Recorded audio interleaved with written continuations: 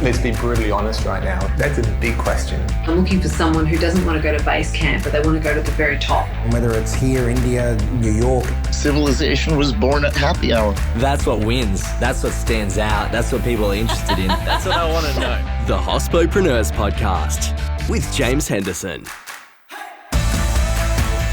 Hello and welcome to episode 118 of the Hospopreneurs Podcast. Combined with its New York-based affiliate, London-founded Knight Frank is one of the world's largest global residential and commercial property consultancies. Andrew Shirley is a senior member of their international residential research team and head of rural research, which provides insight into farmland values and agricultural trends. He's also the editor of The Wealth Report, the firm's annual thought leadership publication for its ultra-high net worth clients and their advisors. This is where I found Andrew. I was doing some research on the whiskey market and stumbled upon The Wealth Report, which includes Andrew's tracking of 11 alternative asset classes, including classic cars, art, wine, rare whiskey, and recently handbags. Together they combine as the Knight Frank Luxury Investment Index. This is a fantastic episode, so please forgive the audio quality. It gets technical and a little abstract, but undoubtedly marvelous. Hello and welcome to the show, Andrew. Yeah, hi James, great to be with you.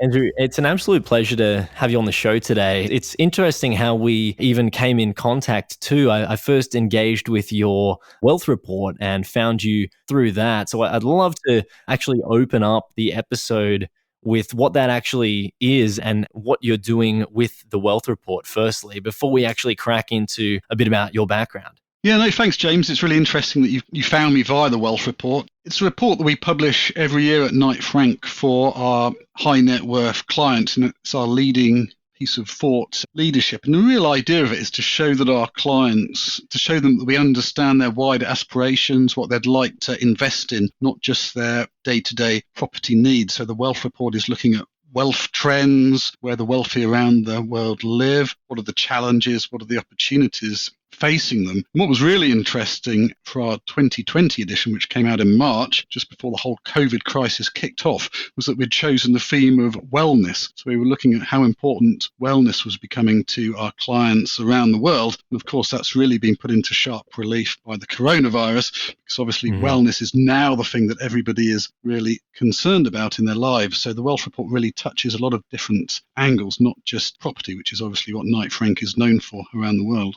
Absolutely. On the note of the Wealth Report, is there a push for people to be looking at more alternative assets and collectibles more specifically? Is that why this report exists, or why is it something that you've been looking at? Well, about 6 or so years ago, we noticed that a lot of our clients were really becoming interested in what we call these investments of passion, things like art, classic cars, wine, that kind of thing. So we decided to create an index tracking the value of these things. We call it the Knight Frank Luxury Investment Index. What we saw was that after the last financial crisis, when people lost a little bit of faith in conventional asset classes like shares and that kind of thing, they were looking towards these more tangible assets. Gold is obviously the thing that always crops up, but we saw people looking at classic cars. The market for that rose quite a lot because obviously, you buy a classic car, you buy a picture to hang on your wall. Whatever happens to the world stock markets, you still have that picture, you still have that classic car to drive, and their values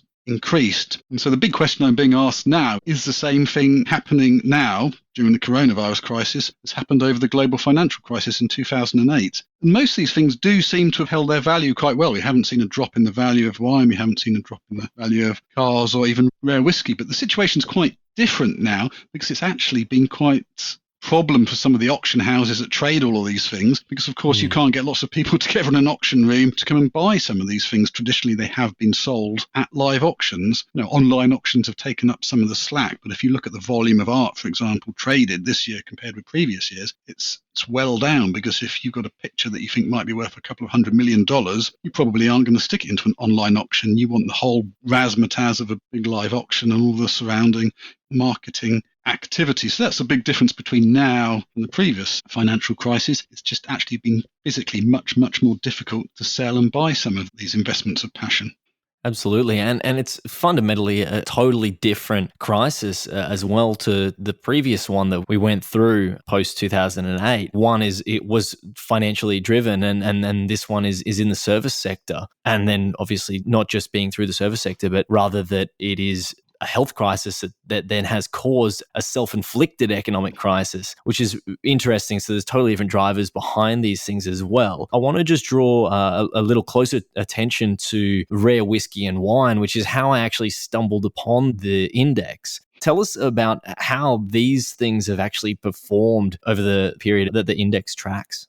Our index covers a 10-year period. So to include an asset class, we have to have decent data looking at least at decades worth of trading. And it wasn't until a couple of years ago that a company called Rare Whiskey 101 set up what I think is the first index tracking the performance of rare investment grade Scotch whisky. So in 2019, we were able to include rare whisky into our luxury investment index for the first time and immediately went straight to the top of the index in terms of performance. Previously, it had been cars that were always, classic cars that were driving the top end of the index. But if I look at our Q2 figures for our luxury investment index, rare whiskey over the past 10 years has gone up 535% in value compared with cars, which are up 212%. So we can see that rare whiskey really does dominate the index in terms of performance. Yeah, fantastic. Our listeners are from various backgrounds. Some of them are business people who don't know too much about the specifics of the whiskey and wine components of this. And then there are some early listeners from way back when I started the show 3.5 years ago that have been sticking around, and they'll actually be the ones who understand the whiskey and wine and why they're valuable and sort of the movement of that market. So it's interesting even trying to put those pieces together. Where does your background come from? Tell us a bit about how you came to do what you do now with Knight Frank. That's a really good question, James. And I've always had quite different jobs, but there's always been this common theme running through them of food and farming, countryside and agriculture. So way back when, I'm almost 50 now, I did an agricultural degree at Agricultural College in the UK. I then went to work in Africa as an agronomist, helping farmers there grow tobacco crops. And then I returned to the UK and I became an agricultural journalist, where I honed my passion for writing. And one of the things I wrote about was agricultural property, which is one of the things that Knight Frank, my current employer, sells. So I shifted from Farmers Weekly to Knight Frank to originally track agricultural property markets. But with my background as a journalist, they needed somebody to help edit the wealth report, which we've discussed a little bit already. So I took that on as my major project at Knight Frank. So I've been editing it ever since and done 12 editions of the wealth report. And, that, as we mentioned, that's sort of led on to the luxury investment index, which includes things like whiskey and wine, which again I suppose have a bit of an agricultural connection. But I also look at agricultural markets in Africa, having worked in the agricultural sector there some decades ago. I'm still very passionate about Africa. So all the things I've done have been quite different, but there's always this common theme running through them of food and farming. And you mentioned just prior to recording as well that there was some property that you dealt with recently in Australia, or that Knight Frank did in Australia, agricultural property as well. Tell us a bit more about sort of the activities that are happening in the space with regards to agriculture. There's been a big focus on agricultural property as an investable asset around the world, driven by a number of factors: rising population around the world, supposed to lead to a perceived demand, an increase in demand for food. So agricultural land is looked upon as very much a long-term safe haven asset. You've got concerns about food security in certain parts of the world. Middle East, Gulf states very keen to secure food supplies for their populations, because if there's one thing that precipitates civil unrest in a country, it's when there's not enough food or it becomes too expensive. It was pretty much what kicked off the Arab Spring some years ago, when rice prices shot up, and of course the early headlines of the COVID crisis. Supermarket shelves running empty of basic foods like pasta, flour and all of that kind of thing. Agricultural land is at the heart of this sort of investment opportunity. So we saw it in the UK maybe about 10 or so years ago, a lot of interest in land from investment funds. You see it around the world, a lot of people investing into forestry in New Zealand. It's a huge pension fund asset. In America, in the US, in sort of the Midwest states, land is very much seen as an investment grade asset because that's purely based on its agricultural productivity. It's not like in the UK where you'll buy a lovely estate because you want to live there. That land in the Midwest of the US or the Canadian prairie states is very much all about producing food. So it makes up a big portion of a lot of American pension funds. So that's how we stumbled across this opportunity in Australia. It was a consolidated pastoral company. I think in total it was about the size of Switzerland. So the biggest block of agricultural land we think ever to be sold. And we were lucky enough to be given the mandate to help sell it on behalf of the investment fund that owned it. And it was really interesting because there was huge amounts of interest from investors from Asia, again interested by the food security angle, and also from Australian investors as well. So that sort of gave us a taste of this international investment market for agriculture. And had you dealt with anything? Obviously, you're saying that's the biggest ever that's changed hands. Have you dealt with anything prior to that that had been that size, or anything that you've looked at more closely yourself? We've done some very big estates in Scotland, hundreds of thousands of acres of upland land, sporting estates in Scotland. But that Australian property was a real one-off for us and most other companies, I would imagine. Wonderful. Andrew, with a background in agriculture and obviously working with a company dealing with property, it sounds to me like you would have unique insights on things like vertical farms. Is that something that you're looking at as the future of food? And what does that actually look like as someone who's been looking at the economics of food for a long period of time? To predict what the latest farming trends are going to be is really, really fascinating. There's a lot been made about vertical farming, and there's some really exciting projects going on in the UK and around the world. Obviously, it's not really something most of our UK clients are getting involved with because they've got large country estates, so they're not building these huge vertical farming centres actually on their farms. But there's a lot of headlines about it. It's going to be limited, I think, to a fairly small proportion of high value agricultural produce like salads or sort of niche crops that you can grow in these kinds of schemes. It's never going to be something that will, for the wheat that we put into our bread, milling wheat, or the wheat that we feed our cows, maize, that kind of thing. You're never going to be able to grow those in a vertical farming system because just the space and the energy would be impractical. But there are other trends that I think might shift agriculture more fundamentally in the future. I think one of the biggest ones is this shift away from meat. If you look at the livestock sector, it's under a lot of pressure at the moment because of its contribution to climate change and also from the move away from eating meat. As you'll know, there's a lot more people who are vegetarians or vegans at the moment. So what we're seeing is this move towards plant-based meat, which is currently very popular. You see the shares in plant-based meat funds going up quite a lot. But what I think actually might be the big trend is what we're looking at, cultured meats. I interviewed an investor recently about this for a magazine that I write for our clients in the UK. And cultured meat is different from plant-based meat because actually, to all intents and purposes, it is meat because it's grown from cells taken from an animal, but you don't have to kill the animal, obviously, to take these cells. And then you put the cells into a giant vat and you culture them and you create things that look and taste like real meat. And you can do this at real scale. You can have factories that create as much meat as you'd be able to grow on a very large farm. And the prediction of these experts is that by 2030, our supermarket shelves will actually see this cultured meat being sold at prices equivalent to or even cheaper than conventional meat. So that's one of the trends that I'd be really watching because it sort of ticks the climate change boxes. You can eat it as a vegan because it doesn't involve any animals being harmed, and it will actually satisfy the carnivores amongst us because it will look like, it will taste like, because really it still is, meat. So there's some really fascinating high-tech trends to look forward to in agriculture, just beyond the conventional farming improvements that we're going to see from satellite-guided combines and much more specific application of fertilizers and chemicals. Yes, fantastic. I want to make a quick note. We had a previous episode about cultured meat with Alex Shirazi back at episode 82 for listeners who want to go back and listen to that one. Alex is a friend of mine, friend of the show, excellent gentleman from the US. He has a podcast called the Cultured Meat and Future Food Podcast, which was fantastic. It's a great show as well. Definitely check out Alex's episode because he talks a lot about cultured meat. So it was really interesting hearing you talking about it again now. Andrew, as well, and about the idea that that can obviously be done in an urban environment too, as well as can be done rurally as well. And there could be drive to be doing that in any space, but with vertical farming that there is really more interest in that in an urban environment. What sort of complementary goods do you think will be something on people's radar if they're actually in that industry with more interest in vertical farming then? As something that could be detrimental to their particular industry is, say, if vertical farming takes off, then there'll be some goods that will be grown more and that'll flood the market with that particular good.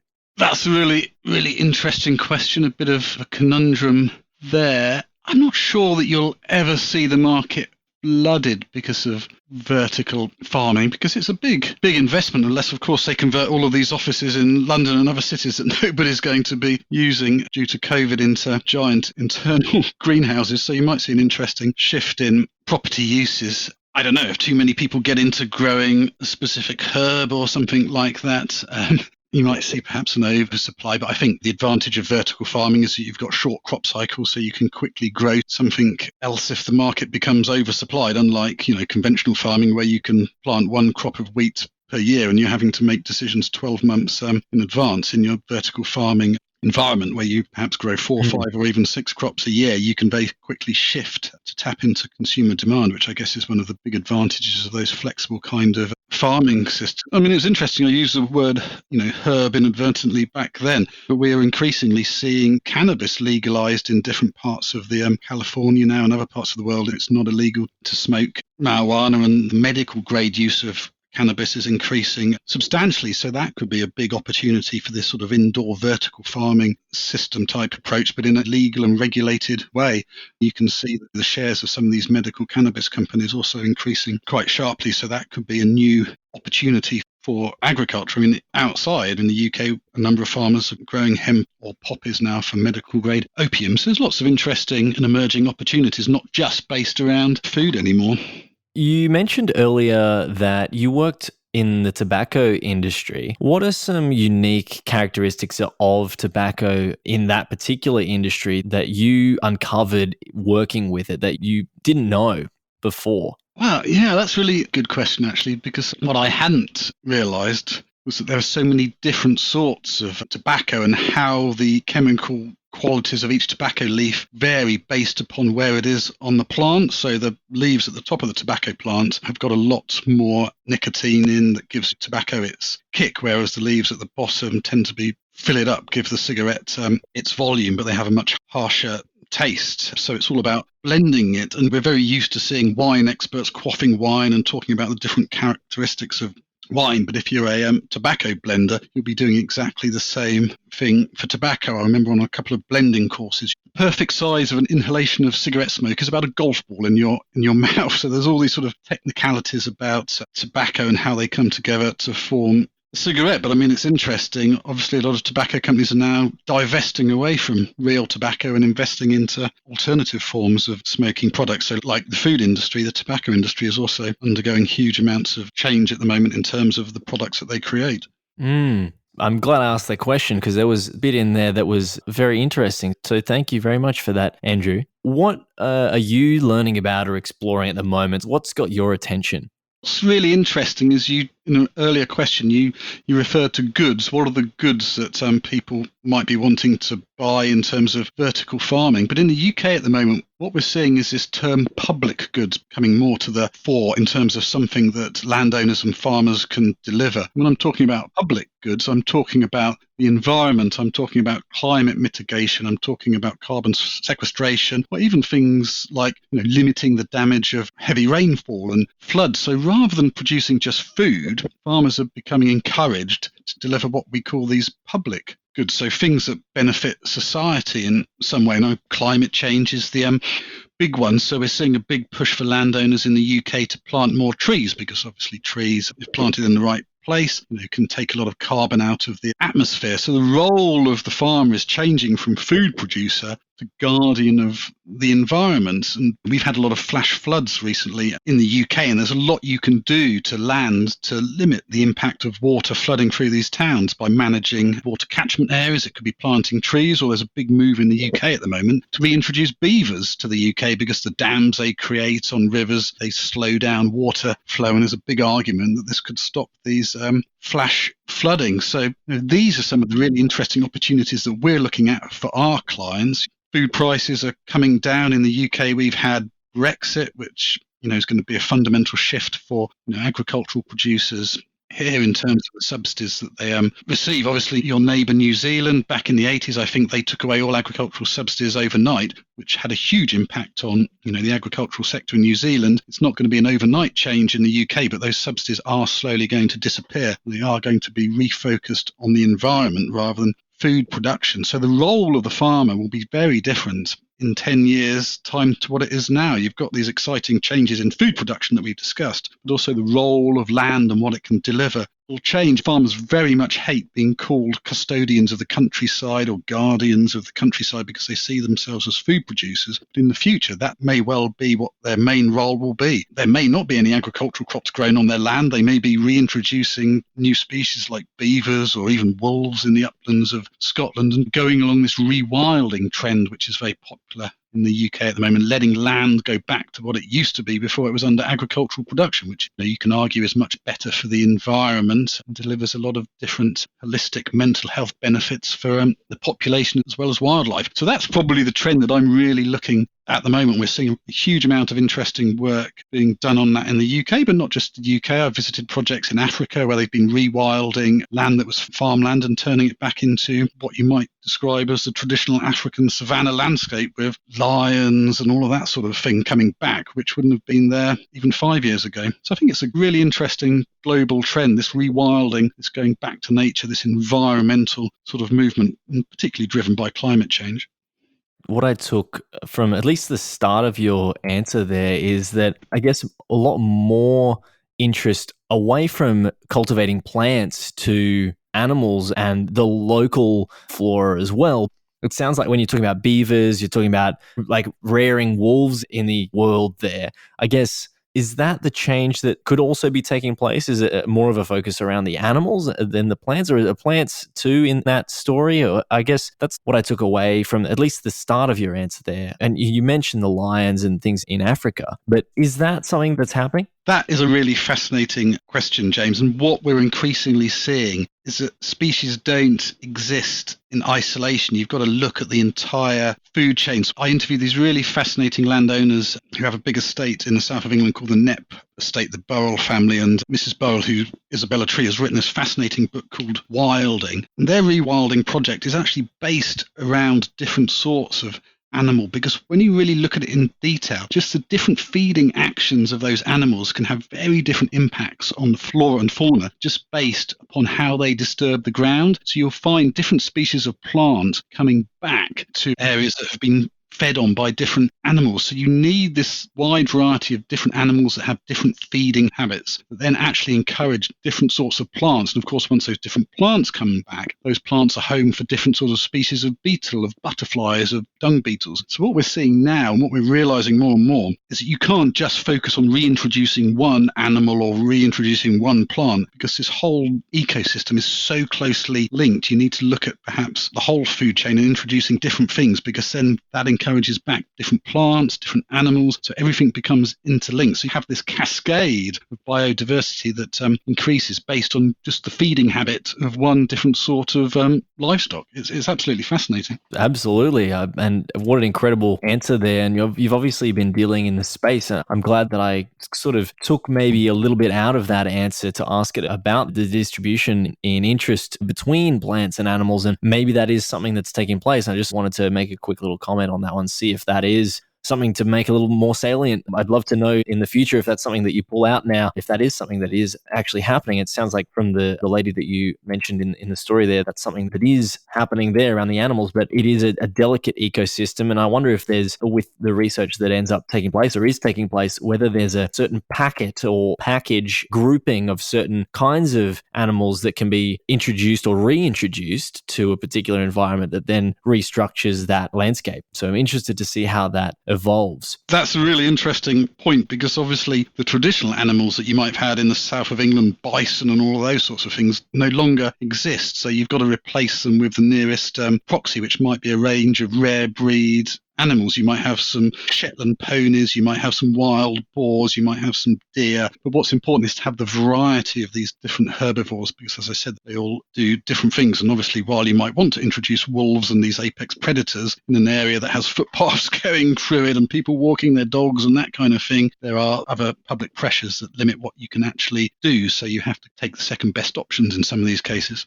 Yes. Andrew, we've gone super wide on this one, really macro. I love that. Listeners will know that I often like to take things to a more philosophical level, or more abstract anyway. But I'd love to know what innovations or innovative techniques you have seen in agriculture and even farming techniques, and things that you've seen from, it could have been from a journalist perspective. Maybe you're drawing on knowledge from tobacco. Maybe it's something else in the more present time. Yeah, I would say it's precision agriculture, making sure you put exactly the right thing in the right place. Because a lot of farming businesses, they've tended to do exactly what their dad has done or their grandfather or so forth. They've grown this crop here, that crop there, without really looking at what the soil type might most be suited to. And then when they've started growing the crop, they've just applied the same amounts of nitrogen and the same pesticides at the same time of the year as they would always have done. But what we're now doing is we're looking much more closely at the nutrient profiles of the soil and matching those very closely to the chemicals and the nitrogen that we're applying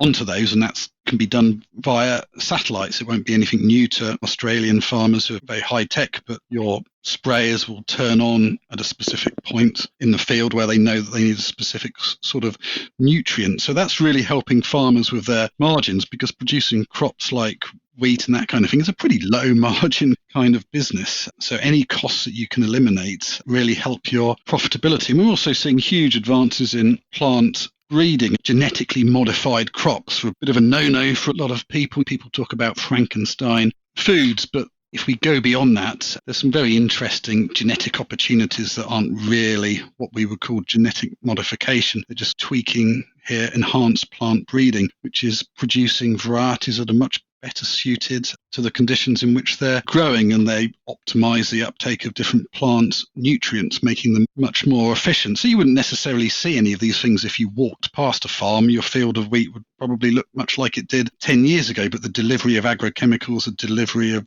fertilizer, the utilization of the soil, which is obviously the key substrate for your farming, is much more efficient, much more technical. So I would say that's probably the most exciting development for conventional farmers that we're seeing at the moment, just much more of a focus on efficiency. Obviously a humanity-wide struggle since the agricultural revolution. So these are things that have been happening for long periods of time, obviously, but things that continue to challenge us today. And we hopefully continue to make strides in the industry, because a lot of the discourse in the last particularly the last couple of years, but it has been more salient to me in the last, I guess, 5 to 10, is the global food shortages, and that sort of conversation has been taking place a little more recently. But thank you for sharing your insights, Andrew.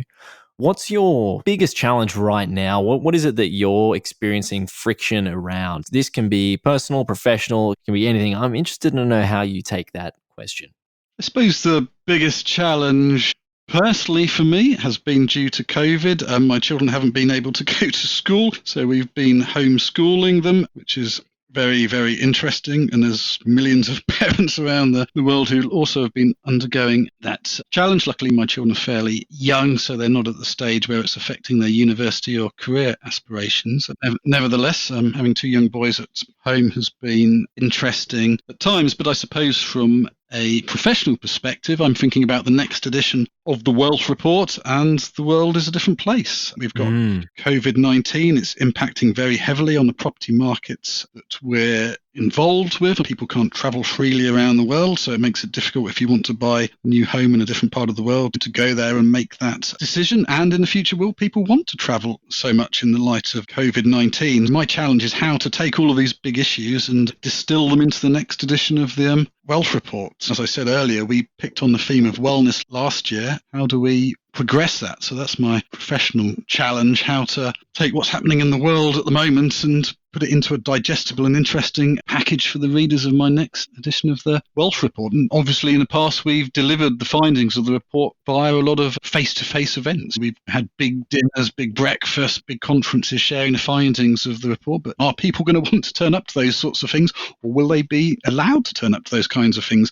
So we're having to think about how we deliver our findings. Are we going to do more webinars? Are we going to do more podcasts like we're doing at the moment? So everything is changing. Our clients' lives are changing. So our challenge is, how do we reflect that? And how do we continue making money? Because if people aren't buying houses, what do we do for them? So there's challenges for any business involved in the real estate sector at the moment. So that's just a little summary of what's going on in my life professionally and personally. Absolutely. Yeah, well, count me in on the list for people to read the next Wealth Report. I obviously read the most recent one, but looking forward to the next edition as well. Andrew, I only have one last question for you today, and I'm interested to know who you'd like to hear on the show.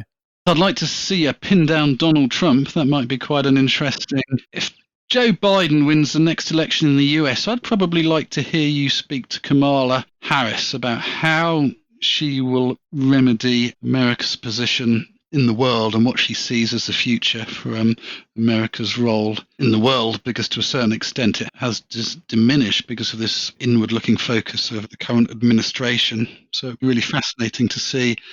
Politics really drives a lot of what is important to our readers. What happens in terms of trade wars or all of these sorts of things will be critical to a lot of our clients. We do look at these things. Obviously, we have to be wary of being too critical of individuals or specific governments. But no, I think it will be fascinating to see what happens in the American election, and it will have ramifications for the rest of the world. Fantastic. Thank you very much for your time today, Andrew. It's been a pleasure having you on. No, brilliant. My absolute pleasure. And I look forward to listening to what you pick out of our interview.